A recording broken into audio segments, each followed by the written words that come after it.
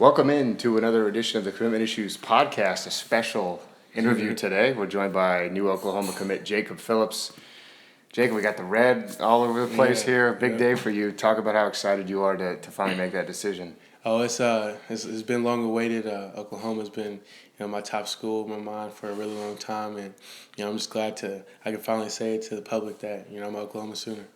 So take us through the last 24 to 48 hours. When did you finally make up your mind? When did you call the coaches? How did it all go down? Yeah, it was definitely a tough decision. After going on my official visits and seeing what other schools have compared to different schools, and it was just something I had to just soul search and just rely on my heart and God's path. And I found out the day before that morning. So yeah, I'm very comfortable with my decision though. How many coaches called you on Monday night? I mean, what was that like? What was your phone like? People trying to get that last word in. Yeah, a lot of coaches wanted to reach out and call me. Coaches that I haven't really talked to since like a really long time, probably my sophomore year. But everybody tried to get their last word in, and Twitter it was going crazy and stuff like that. But I just had to really just wake up the day before and just rely on my heart and where I saw fit. So, what was the reaction to? Who did you call first? Which Oklahoma coach? I know I saw them tweeting some stuff, which we'll talk about in a minute. But which coach did you call first, and what was the reaction you got? Coach Stoops and Coach Kish, I called them, and they were very excited to have me on board. I talked to them the night before, and they were just expressing to me how much they wanted me and like needed me in their defense and stuff like that. So it was very refreshing to put a smile on their face and get the word off their back that I'm gonna come in there. Now, did you tell them you were coming? I had heard through a story that maybe you told them back in the spring that you were going to come, and then maybe you changed your mind a little bit. What went on during that time? Back in the spring, after I took my visit there, I was kind of dead set on Oklahoma's the place for me. And then this summer, I had a really good showing in the camps and got the 5-star challenge MVP. So after that, my interest kind of changed in a couple of different things, and I told them that they were my number one in my head, and kind of stayed that way going forward. But as I took my official visits, other schools kind of show their pitch. So I just kind of told them that they were just my number one. Yeah.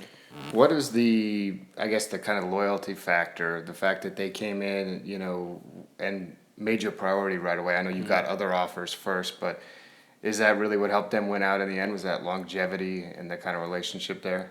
It was definitely a factor that something that helped them out. They offered me, I think, after my sophomore season, and it's a school that never really offered anybody really in Tennessee prior to me, and they came down and they offered me and saw what I had.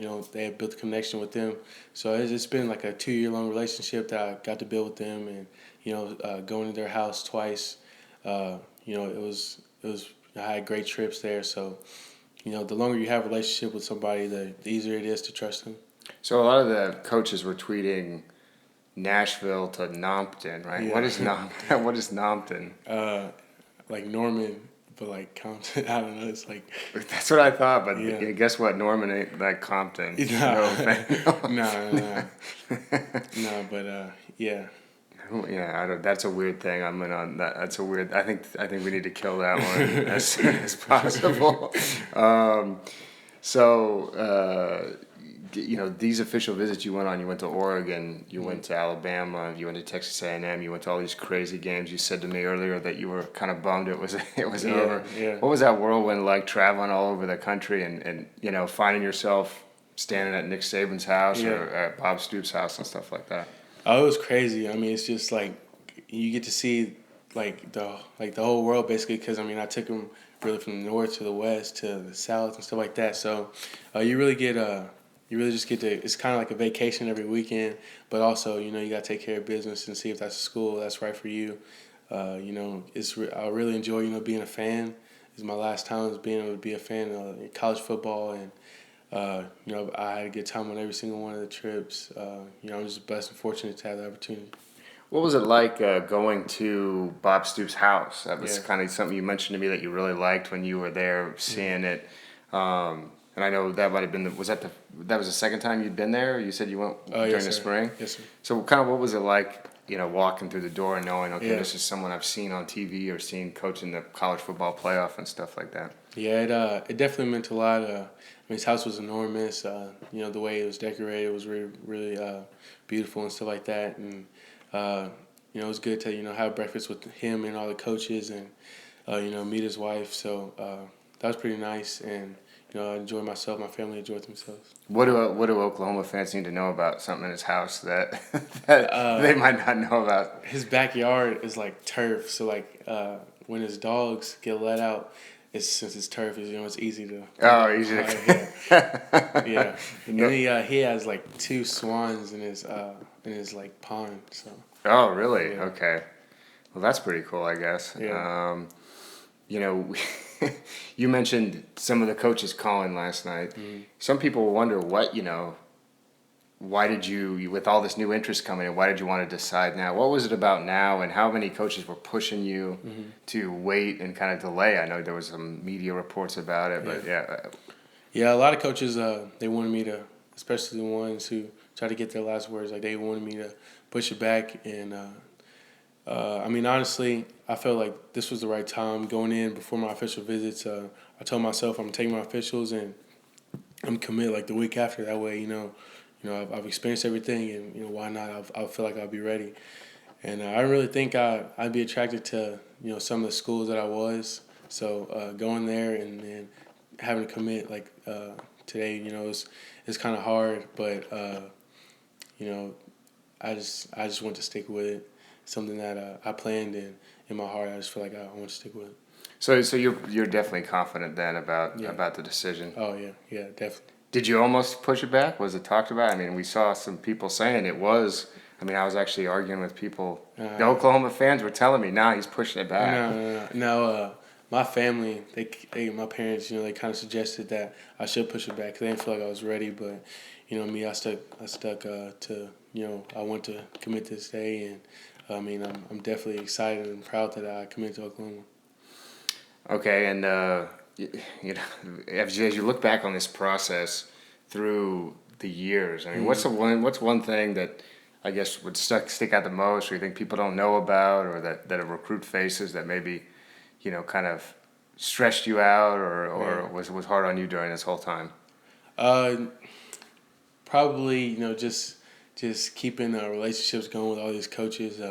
When you get offers so young, you never really know how you're going to end up. As long as like you're playing football in high school, so you want to keep your options open throughout the whole process, and just all those calls, all those text messages. I mean, sometimes it gets overbearing, and especially younger when you had to call them. It was kind of hard, but I'm glad. I'm fortunate to have been in those shoes. So that was probably just the hardest thing about it. Now, I know we had a good laugh, me, you, even Mac Jones, who I sent it to, about the Oklahoma fans making fun of your clothes. Yeah. We all we all tease you about the clothes you wear. Explain your style sense. I know, kind of frat boy-ish. What would you describe your sense of style as? Just fresh. The girls like it, so. How much time you spend going to Vineyard Vines is a question everyone wants to know. You gonna join a fraternity when you go to Oklahoma? I don't know. It depends. Oh, okay. It depends. There might be like a group discount at the at the Vineyard Vines store or something like that. You can get boat shoes out there as well. All right, Jacob, I appreciate it. Thanks for coming on. Thanks for joining us. And for those of you who are new listening, you can find the podcast on iTunes or on YouTube. Just search for Commitment Issues.